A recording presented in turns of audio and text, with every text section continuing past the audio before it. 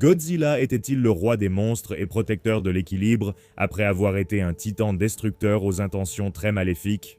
Après Godzilla X Kong, le Nouvel Empire a décrit, ou du moins fortement laissé entendre, que Godzilla était celui qui avait emprisonné le roi Cicatrice profondément dans la Terre creuse. Les fans ont de nouveau commencé à pencher vers l'idée que le G-Man lui-même pourrait en réalité être Zosla Awa, un Gojira venant des Iwi. Le mythe raconte qu'il aurait absorbé un pouvoir extrême avant de devenir maléfique et dangereux. Dans cette vidéo, je vais soutenir mon grand frère Godzilla et tout faire pour prouver son innocence dans cette affaire. Le principal sujet de ce débat a toujours été les célèbres peintures rupestres, créées à l'origine pour Godzilla contre Kong. Les mêmes représentations dans la grotte qui ont été teasées, évoquées, puis, de façon agaçante, jamais vraiment développées dans l'histoire finale. Cela a entraîné de nombreuses théories et idées de fans basées uniquement sur cette image. Ici, on voit clairement les espèces Kong et Gojira. Plus important, ce Godzilla bleu est montré comme une créature volante capable de semer la mort atomique en dessous. Je ne vais pas faire semblant. Ce n'est pas l'une des œuvres de concept art les plus analysées, débattues et retouchées de l'histoire du cinéma moderne. J'ai vu ce Godzilla bleu volant mentionné des centaines de fois au fil des ans. Cela continue d'arriver uniquement parce que ceux qui ont conçu cette représentation dans la grotte ont choisi de presque entièrement la retirer du film et du lore du Monsterverse. Même si c'était clairement une idée géniale que les fans inconditionnels voulaient voir davantage, un vrai coup manqué de la part des dirigeants et de l'équipe créative, si vous voulez mon avis. Avec l'arrivée probable de Godzilla de l'espace dans Godzilla X Kong, Supernova, la discussion a repris. Cette représentation évoquait-elle le clone maléfique de Godzilla venu de l'espace, ou était-ce autre chose de plus controversé? N'était-ce pas simplement Godzilla de l'espace? Notre véritable protagoniste était en réalité Godzilla, le Gojira bleu volant depuis le début, cher résident. Beaucoup de sujets à évoquer, mais j'ai une preuve souvent ignorée. Le Gojira bleu volant, appelé Zosla Hawa chez les Iwi, n'était pas Godzilla. Gardez à l'esprit que je ferai de mon mieux avec la mythologie du Monsterverse, qui est discutable. Surtout après que le dernier film ait essayé de laisser entendre que Godzilla était d'une certaine manière le seul membre de son espèce à avoir jamais existé, alors que les contenus précédents du Monsterverse montraient clairement qu'il s'agissait d'une espèce, pas seulement d'un individu. On ne peut pas avancer ici sans d'abord examiner pourquoi, dans l'univers, Godzilla n'est pas coupable d'être ce fauteur de guerre bleu volant. Vous savez, la mythologie. Assurez-vous d'appuyer sur le bouton d'abonnement si ce n'est pas déjà fait, car ça va devenir intéressant pour les fans du Monsterverse et de Godzilla, dans Godzilla vs. Dans la novélisation de Kong, on nous présente la légende Iwi de Zosla Hawa, décrite comme un monstre qui a dévoré une étoile et est devenu maléfique avec un pouvoir extrême par la suite. Depuis, les fans débattent pour savoir s'il s'agissait de notre Godzilla, d'un autre Gojira ou de Space Godzilla. La traduction Iwi donne à peu près quelque chose comme « le grand ennemi éternel ». Ce choix de mots est important car il évoque davantage une espèce ennemie menaçante qu'un individu précis. Cela suggérait que l'espèce Gojira était redoutable et quasi divine, mais qu'un seul est vraiment devenu maléfique. C'est là que le lore devient flou dans le Nouvel Empire. Legendary a décidé que Godzilla avait combattu seul toute l'espèce Kong. Des rapports disent que Toho leur aurait demandé cela, mais rien n'a été confirmé officiellement. Peut-être que l'événement décrit dans le Nouveau Empire s'est produit plus tard, comme une escarmouche après la guerre, où Godzilla est simplement venu jeter un œil. Et il a fini par devoir remettre le roi des cicatrices à sa place pour éviter une nouvelle révolte des Titans, parce que la dernière n'a mené qu'à la mort et au déséquilibre, en quelque sorte. Les gravures du Nouvel Empire paraissent bien plus récentes que les premières peintures rupestres du Gojira bleu volant. Le livre précise que Zosla Hawa n'était pas censé être notre Godzilla. Rien dans la formulation décrivant ce monstre ne correspond à la version de Godzilla que nous suivons dans le Monsterverse. À part une chose, l'implication du souffle atomique,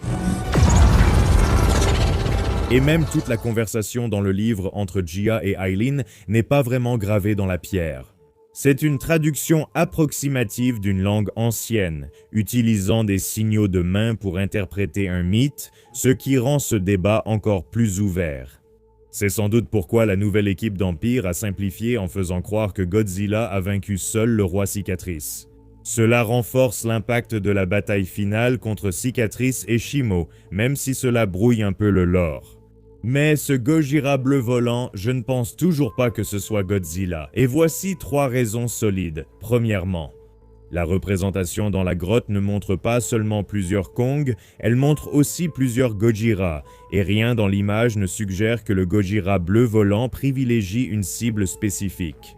Si c'était un véritable individu dans le lore, il attaquait les Kong, certes, mais il ne semblait pas non plus dérangé que les autres Gojira soient dans la ligne de mire. On voit que les Kong, les Gojiras et les humains au sol affrontent tous la même menace venue du ciel. Je sais que cette peinture rupestre, bien que filmée pour Godzilla vs Kong, n'a jamais été intégrée aux films finaux. On ignore toujours si cela a été réécrit dans le lore, donc pour moi, la Grande Guerre était bien plus complexe que ce qu'on nous a montré récemment. S'il y avait plusieurs Gojira à l'époque, Zoslahawa n'est pas forcément Godzilla. Si ce Zoslahawa a été vaincu ou banni, alors où est la dépouille des civilisations de la Terre creuse, si c'était Godzilla? Et s'il a été forcé de partir, pourquoi d'autres titans vivent-ils maintenant à ses côtés à la surface de la planète? Et pourquoi a-t-on vu Godzilla entrer plusieurs fois dans la Terre creuse depuis? S'il a été banni, et que la gravure montrant le roi Cicatrice attaqué ne précise pas quel Gojira était impliqué. Ce n'est pas comme s'il y avait une légende disant « Hé, c'est Godzilla ». Ça montre juste un individu qui ressemble à Godzilla. Ça aurait très bien pu être Dagon pour ce qu'on en sait. Attends. Est-ce que Dagon existe? Il pourrait quand même y avoir beaucoup de mauvaises interprétations ici, tout le monde. Et d'un point de vue historique, ça a vraiment du sens. Étudier l'art ancien est un processus compliqué. Les histoires et les mythes changent au fur et à mesure qu'ils sont transmis au fil du temps. Même dans le livre, Jia admet ne pas être certaine de bien raconter l'histoire car c'est un conte très ancien. Et à partir de là, bien sûr, les humains modernes dans le Monsterverse regarderaient ces gravures et diraient que ça doit être Godzilla. C'est le seul dont nous connaissons vraiment l'existence. Point numéro 2. Celui-ci est beaucoup plus simple. Godzilla n'a pas d'ailes et ne vole pas. Certains pensent que les ailes évoquent Mothra, mais Mothra ne transporte pas Godzilla partout. Vu la carrure de notre gars, les ailes symbolisent peut-être la lévitation ou un pouvoir cosmique, mais c'est pour une autre vidéo. Point 3. L'essentiel, c'est l'impact de la première apparition de Godzilla en 2014 et même avant, via Monarch Legacy of Monsters. Rien n'indique qu'il ait été assez puissant pour être Zoslahawa. Dans les années 1950, il était plus mince, plus petit, moins évolué. Plus important, son comportement laisse-t-il penser qu'il a été un titan destructeur devenu sombre? Vader surtout? Impossible. Ce Godzilla est le déséquilibre et traque le chaos. Devenu ce que Zoslahawa est décrit, il voudrait sûrement s'autodétruire. Oui, Godzilla cherche la domination et affronte parfois des titans violents sans raison, mais cela ne fait pas de lui un monstre comme Zoslahawa l'a été décrit.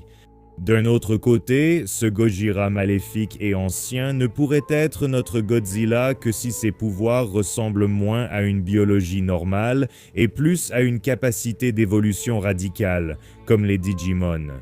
Si c'était le cas, d'autres titans auraient des caractéristiques similaires. Or, on ne voit cela nulle part dans le lore, sauf peut-être un peu avec Mothra. À ce stade, cela semble plutôt être des excuses pour une écriture bâclée qu'une vraie exploration de l'histoire de Godzilla dans le Monsterverse. Donc non, Zoslahawa n'est pas Godzilla. À mes yeux, notre gros bonhomme est innocent. Je ne prétends pas que mes idées font autorité. Tu peux penser que Godzilla était une menace volante déchaînée, c'est correct. Après tout cela est fictif. Mais je voulais faire cette vidéo pour clore le débat sur la peinture rupestre de Gojira volant. J'espère rappeler à Legendary l'importance de la continuité du lore, car cet univers mérite mieux. Dangerville, terminé.